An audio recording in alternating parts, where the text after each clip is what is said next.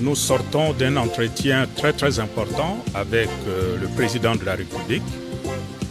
Cet entretien fait suite aux initiatives que lui-même avait déjà prises en allant à la rencontre du chef de l'État du Burundi et puis du Congo-Brazzaville. Ce sont des échanges qui ont porté essentiellement sur des sujets d'intérêt national.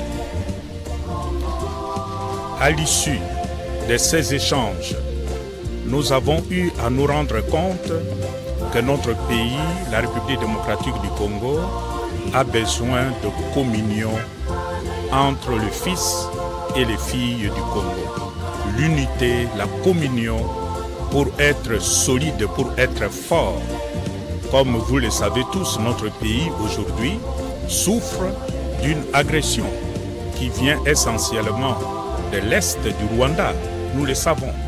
Mais comment pouvons-nous faire face à une telle agression si nous sommes divisés entre nous, les fils et filles du Congo?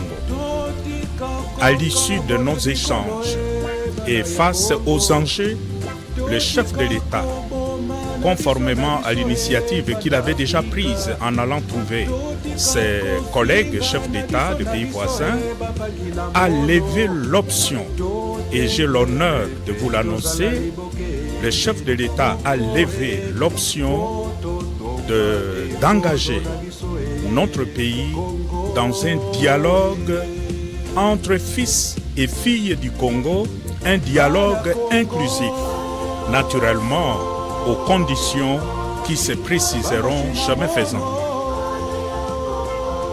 C'est l'occasion pour moi aujourd'hui, au nom de tous mes collègues qui sont ici, les chefs religieux, d'exprimer ma gratitude au président de la République qui, en tant que père d'une nation, d'une famille, s'est surpassé, s'est dépassé, je dirais, pour prendre cette initiative et inviter tous les fils et filles du Congo à s'asseoir et à se dire ce qui ne va pas.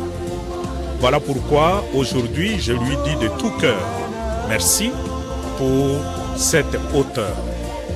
Merci aussi pour les autres chefs d'État qui nous ont aidés, notamment le président du Burundi et le président du Congo-Brazzaville.